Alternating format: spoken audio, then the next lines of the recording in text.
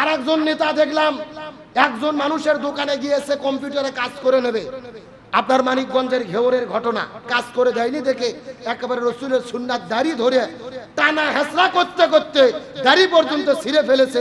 জোরে বলেন নাউজুবিল্লাহ। আমরা এদেরকে বলতে চাই, ক্ষমতার দাপটে দাড়ি ধরে টানাটানি করে ছিঁড়ে ফেলছো, তুমি রসুলের ওই ব্যক্তির মুখে দাড়ি ধরনি, তুমি স্বয়ং রসুলের দাড়ি ধরেছো। এই পৃথিবীর একমাত্র সুন্নাত কবরে যাবে, কোন সুন্নাত কবরে যাবে না, একটা সুন্নাত কবরে যাবে, তার নাম কি? সুতরাং এই দাড়ির বিরুদ্ধে, দাড়ি ধরে যারা টানাটানি করে এরা কখনো বৈধ সন্তান হতে পারে না, এরা পিতৃ পরিচয়হীন অবৈধ জারদ সন্তান। প্রশাসনকে বলে এদের 24 ঘন্টার ভেতরে গ্রেফতার করে শাস্তির আওতায় আনতে হবে। রসুলের সুন্নাতের অপমান আমরা মানতে পারি? রসুল বলেন মান হাব্বা সুন্নাতি, যে ব্যক্তি আমি নবী আমার একটা সুন্নাতকে ভালোবাসলো, ফাকাত হাব্বানি, সেজন্য আমি নবী আমাকেই ভালোবাসলো। ওয়ামান হাব্বানি কানা মাই ফিল জান্নাহ, যারা আমার একটা সুন্নাতকে ভালোবাসবে তারা আমি নবী আমার সাথে জান্নাতে থাকবে। সুবহানাল্লাহ বলবেন না? সুতরাং একটা আলেমের দাড়ি ধরে সুন্নাত নিয়ে টানা আসরা করা, অপমান করা, সুন্নাতের উপরে অ্যাটাক করা আমরা মানতে পারি? দীর্ঘ বছর পরে আল্লাহ তাআলা ইউসুফ আলাইহিস সালাম আর ইয়াকুব আলাইহিস সালামের মধ্যে সাক্ষাৎ করে দিলেন। এটা মুহররম মাসের 10 তারিখ আশুরার দিন। সুবহানাল্লাহ বলেন। এই পৃথিবীতে একজন শাসক ছিলেন যার নাম হযরত সুলাইমান আলাইহিস সালাম। তাম পৃথিবীর শুরু থেকে, পূর্ব থেকে পশ্চিম, উত্তর থেকে দক্ষিণ, আল্লাহ তাআলা 4 জন শাসককে পুরো পৃথিবীর রাজত্ব দান করেছিলেন। এই যে সুলাইমান আলাইহিস সালামকে আল্লাহ সুবহানাহু ওয়া তাআলা যেই দিন বাদশাহী দান করেছিলেন, বাদশাহী সিংহাসন দান করেছিলেন, এই দিনটাও কোনো যেন তেন দিন ছিল না। এই দিনটাও ছিল মুহররম মাসের 10 তারিখ আশুরার দিন। আল্লাহর পয়গম্বর হযরত আইয়ুব আলাইহিস সালাম আল্লাহ রাব্বুল আলামিন ঈমানের পরীক্ষা করার জন্য আইয়ুব আলাইহিস সালামকে এমন একটা মরণ বেদিতে দিয়েছিলেন, তার পুরো শরীরের মধ্যে ঘা ধরেছিল, পছনি ধরে গিয়েছিল, এমনকি শরীরে পোকা হওয়ার পরে পুরো শরীরটা কামড় দিয়ে দিয়ে দিয়ে দিয়ে কেটে কেটে কেটে কেটে তার শরীরটাকে খেয়ে ফেলা শুরু করেছিলেন। 1 নয় 2 নয়, 10 বছর পর্যন্ত ইয়াকুব আলাইহিস সালাম অসুস্থ অবস্থায় ছিল। 10 বছর পরে আল্লাহ সুবহানাহু ওয়া তাআলা ইয়াকুব আলাইহিস সালামকে যেই দিন সুস্থ করেছিলেন, ওই দিনটাও যেন তেন কোনো দিন নয়, ওই দিনটাও ছিল মুহররম মাসের 10 তারিখ আশুরার দিন। হযরত মূসা আলাইহিস সালাম দিনের দাওয়াত দেওয়ার কারণে ফিরাউন মুসা নবীকে পিছন দিক থেকে হামলা করেছিল।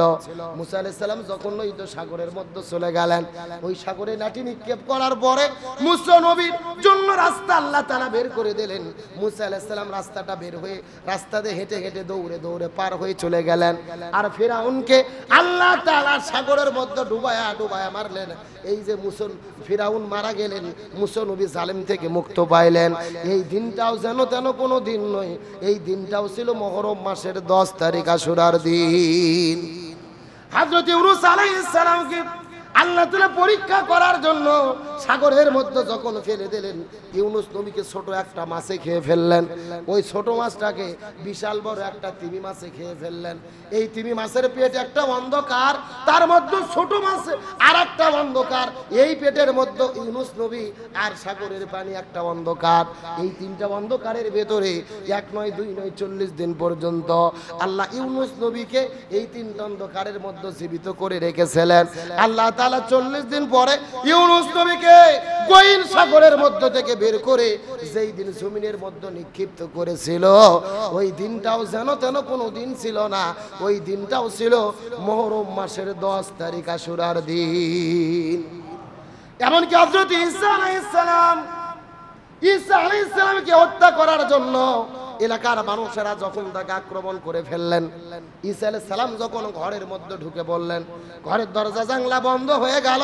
ঘরের দরজা জানালাগুলো বন্ধ হওয়ার পরে চতুর্দিক থেকে কাফির মুশরিক কুরাইশেরা ঈসা আলাইহিস সালামকে হত্যা করার জন্য যখন চলে আসলেন, ঈসা নবী আল্লাহর কাছে দোয়া করে বলেন, আল্লাহ এই দুনিয়ার মধ্যে আমি আর বসবাস করতে চাই না, আমাকে আসমানের মধ্যে আপনি উঠায় আনেন। আল্লাহ তাআলা ঈসা নবীকে ঘরের 7 ফুটো করে চতুর্থ আসমানের মধ্যে উঠায়া নিলেন। চতুর্থ আসমান ঈসা আলাইহিস সালাম চলে গেলেন। এই যে আল্লাহ তাআলা জালেম সম্প্রদায়ের হাত থেকে ঈসা নবীকে যেই দিন রক্ষা করেছিলেন, এই দিনটাও কোনো যেন তেন দিন ছিল না। এই দিনটাও ছিল মুহররম মাসের 10 তারিখ, আশুরার দিন। এতক্ষণ পর্যন্ত আমি যে ঘটনাগুলো বললাম, প্রত্যেকটা ঘটনার মধ্যে নবী রাসূলদের, ইমানদার মুসলমানদের জয় নাকি পরাজয়? আর একটু জোরে বলেন।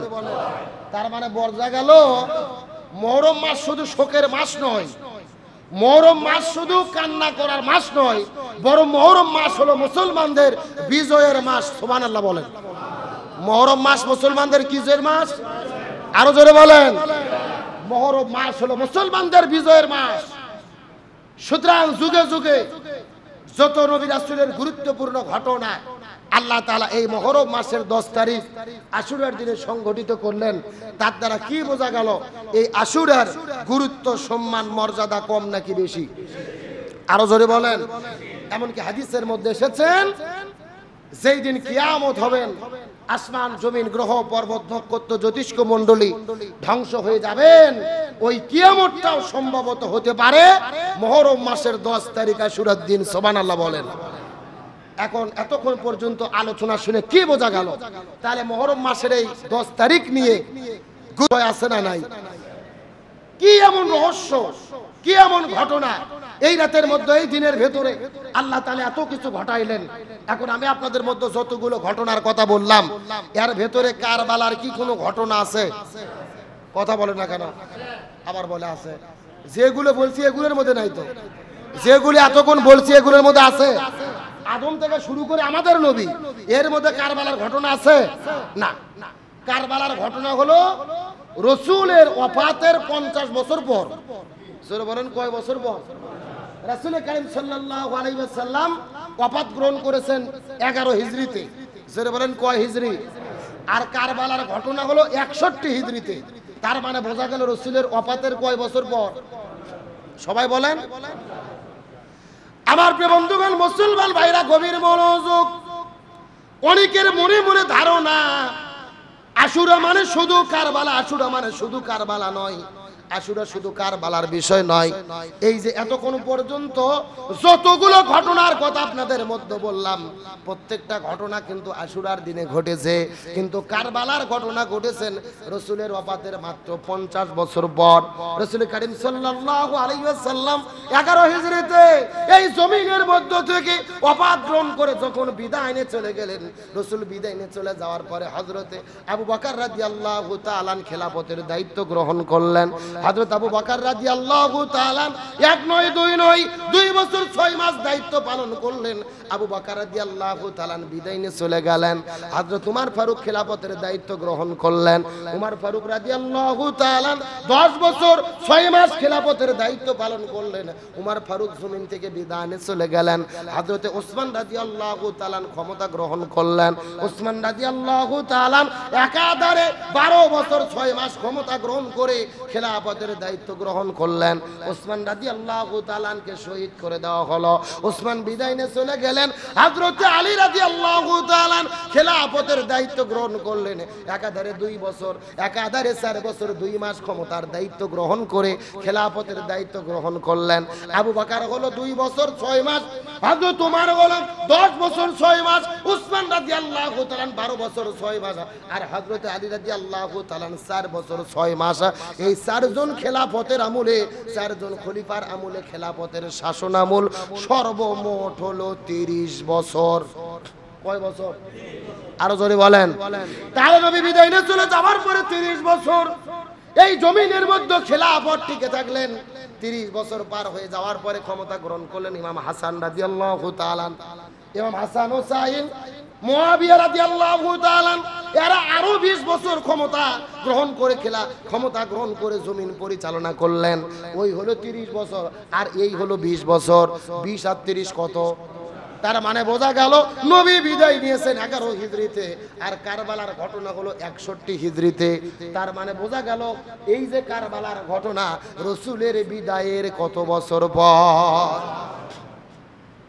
রাসূলের পৃথিবী থেকে বিদায় নেওয়ার 50 বছর পরে 61 হিজরির ভেতরে ইয়াজিদ জোর করে ক্ষমতা দখল করার পরে চিৎকার করে বলেন কি করে? ইয়াজিদ জোর করে ক্ষমতা দখল করার পরে ইসলাম বিরোধী 4টা কাজ করলেন। জোরে বলেন কয়টা? মিশকাত শরীফের মধ্যে হাদিস এসেছে, হযরত সাঈদ বিন মুসাইদ রাদিয়াল্লাহু তাআলা বর্ণনা করে বলেন, হযরত সাঈদ বিন মুসাইদ রাদিয়াল্লাহু তাআলা বলেন, মিশকাত শরীফের 5699 নম্বর হাদিস, এই যে জোর করে ক্ষমতা দখল করে 4টা কাজ তিনি করলেন। 1 নম্বর, তিনি পবিত্র কাবা ঘর, আল্লাহর কাছে সবচাইতে সম্মানিত ঘর হলো কাবা ঘর, এই কাবা ঘরের গিলাফকে তিনি জোর করে টেনে হেঁচড়ে খুলে ফেললেন। 1 নম্বর, কাবা ঘরে গিলাফ খুলে ফেললেন। 2 নম্বর, মসজিদুন নববীর ভিতরে 1 নয় 2 নয় 3 দিন পর্যন্ত দরজা জানালা বন্ধ করে দিলেন, আজান ইকামত বন্ধ করে দিয়েছিলেন। মসজিদুন নববীর মধ্যে 3 দিন পর্যন্ত নামাজ পড়তে দেয় নাই। এই হাদিসের বর্ণনাকারী হযরত সাঈদ বিন মুসাইদ রাদিয়াল্লাহু তাআলা বর্ণনা করে বলেন, আমি যখন 3 দিন হঠাৎ করে মসজিদুন নববীর মধ্যে আটকা পড়েছিলাম, মসজিদুন নববীর ভিতরে কেউ ছিল না, শুধু আমি মসজিদুন নববীর মধ্যে ছিলাম। 3 দিন যখন মসজিদুন নববীর মধ্যে আটকাইছিলাম, দরজা বন্ধ জানালা বন্ধ, তবে আল্লাহর কসম করে বলি এই 3 দিন পর্যন্ত আজানের যখন সময় হতো, 5 ওয়াক্ত নামাজের যখন সময় হতো রে, আমি নবীজির রওজার পাশে ছিলাম। কে যেন নবীজির রওজার পাশে থেকে গুনগুন গুনগুন গুনগুন করে আমার কানের কাছে এসে আজানের শব্দ পৌঁছায়া দিত। লিল্লাহি তাকবীর। হযরত সাঈদ বিন মুসাইদকে আজানের শব্দ যখন কানের কাছে পৌঁছায় দেওয়া হয়, তিনি তখন নামাজ পড়ার সময় মতো নামাজ আদায় করে নাই। এই যে 3 দিন পর্যন্ত আজান ইকামত বন্ধ করে দিয়েছিল জালেম বাদশা ইয়াজিদ, এই জায়গার মধ্যে শেষ নয়। 3 নম্বর হলো হযরত ইমাম হোসাইন রাদিয়াল্লাহু তাআলা সহ হাজার হাজার আলেমদেরকে এই জমিনের মধ্য থেকে বিদায় করে দিয়েছিলেন, শহীদ করে দিয়েছিলেন। আর 4 নম্বর হলো এই জমিনের ভেতরে খেলাফতকে বাদ দিয়ে রাজতন্ত্র কায়েম করেছিলেন, কোরআন সুন্নাহর শাসনকে বাদ দিয়ে রাজতন্ত্র কায়েম করেছিলেন। এই 4টা কাজ তিনি কোরআন সুন্নাহ বিরোধী করলেন। 1 নম্বর, কাবা ঘরে গিলাফ খুলে ফেললো। 2 নম্বর, মসজিদুল নববীতে আযান ইকামত 3 দিন বন্ধ করে দিলেন, নামাজটাও বন্ধ করে দিলেন। 3 নম্বর, আলেমদেরকে জমিনের মধ্য থেকে বিদায় করে দিল। আর 4 নম্বর হলো এই দুনিয়া থেকে কোরআন সুন্নাহর আইনগুলোকে বাদ দিয়ে নিজের মন গড়া আইন দিয়ে তিনি দেশ পরিচালনা করা শুরু করলেন। এই যখন পরিবেশ পরিস্থিতি চতুর্দিকে ইমানদার খাঁটি মুসলমানেরা চিঠি লেখা শুরু করলেন ইমাম হোসাইনের কাছে, নবীর নাতি হোসাইন আর বসে থাকা যাবে না, নবীর ইসলাম পৃথিবী থেকে নিশ্চিহ্ন করে দেওয়া হলো। ইসলামের বিরুদ্ধে 4টা কাজ স্পষ্টভাবে লঙ্ঘন করেছে, ইজিদের খেলাফত আমরা মানব। এই জায়গার মধ্যে শেষ নয়, ইরাকের কুফা নগরী থেকে 1 নয় 2 নয় 40,000 মানুষ চিঠি লিখেছেন ইমাম হোসাইনের কাছে, এই ইমাম হোসাইন তুমি ইরাকের কুফা নগরীতে চলে আসো, ইজিদের খেলাফত মানব না, ইজিদের আমিরত্ব মানব না। ইসলামের বিরুদ্ধে তিনি সিদ্ধান্ত নিয়েছে, আমরা তোমার হাতে হাত রেখে কালেমা পড়ে মুসলমান হতে চাই। আর ইজিদের বিরুদ্ধে গুরুতর অভিযোগ হলো তিনি হলেন নেশাখোর, তিনি মদ পান করে মাতাল হয়। ইমাম হোসাইন খবরটা পাওয়ার পরে দাঁড়িয়ে গেলেন, তিনি মনে মনে চিন্তা করলেন, কোন রাষ্ট্রের শাসক যদি মদ পান করে মাতাল হয়, ও নিজেও মাতাল হবে, এই পুরো দেশটাকেও মাতাল করে। আমার কথা কি বুঝেছেন? ইজিদের বিরুদ্ধে অভিযোগ, সে নিশাদ্রব্য পান করে, শরাব পান করে, মদ পান করে। ইমাম হোসেন চিন্তা করলেন, ইসলামের বিরুদ্ধে যেহেতু অভিযোগ এসেছে, আবার তিনি মদ পান করে, এর খেলাফত কি মানা যায়, আনুগত্য করা যায়? তাহলে এর ব্যাপারে সিদ্ধান্ত গ্রহণ করতে হবে। হক্কানি আলেমদেরকে এর বিরুদ্ধে যেই কথা বলতেছে তাকেই বিদায় করে দিচ্ছে। মুসলমান হয়ে মুসলমানের গলায় ছুরি ধরে হত্যা করে, এই রকম লোক আছে না নাই? আরো জোরে বলেন। ভাই হয়ে বোনকে ধরে পিটাচ্ছে, একেবারে লাঠি দিয়ে পিটাইতে পিটাইতে মাটির মধ্যে ফেলে দিয়েছে। দেবর ভাবিকে পিটাচ্ছে সম্পদের জন্য, জমির জন্য। ভাই হয়ে ভাইকে মারে, বোন হয়ে বোনকে মারে, আত্মীয় হয়ে আত্মীয়কে মারে, বাবা হয়ে ছেলেকে মারে, ছেলে হয়ে বাবাকে মারে। এই রকম ঘটনা ঘটে কি ঘটে না? অথচ রাসূল বলেছেন, এই দুনিয়ার সম্পদ, সন্তান সন্ততি সবগুলো হলো ফিতনার কারণ, এগুলো শান্তির বিষয় নয়। অথচ আমরা দুনিয়ার সামান্য জমির জন্য ভাই হয়ে ভাইকে ধরে পিটাই, অথচ কবরে যখন চলে যাব, যার 10 বিঘা জমির মালিক একই কবরে 5 হাত পাবে? কথা কন না কা? সে 3.5 হাত, ছোট্ট একটু জায়গা, গরিবের জন্যও যা, বড় লোকের জন্যও তা, কোটিপতির জন্যও তা, মরে গেলেই সেই ছোট্ট ঘরে শুয়ে থাকতে হবে। জীবন থাকা অবস্থায় ওই জমি জমা সম্পদ নিয়ে আমরা ভাই হয়ে ভাইকে মারি, এমন ঘটনা ঘটে কি ঘটে না? আসলে এরা মানুষ নয়। উলাইকা কালানাম, আল্লাহ বলছে এরা হলো চতুষ্পদ জন্তু, বালহুম আদল। শুধু চতুষ্পদ জন্তু নয়, এরা জানোয়ারের চাইতেও নিকৃষ্ট। কার কথা? আরো ধরে বলেন। তাহলে এজিদ যখন ইসলামের বিরুদ্ধে কাজ করা শুরু করলেন, আলেমদের হত্যা করা শুরু করলেন, মদ পান করা শুরু করলেন, রাষ্ট্রের পরিচালক যদি মদ পান করে মাতাল হয়, দেশের লোককেও বিপদের মধ্যে ফেলাবে, এই চিন্তা করে ইমাম হোসাইন চিন্তা করলেন আর বসে থাকা যাবে না।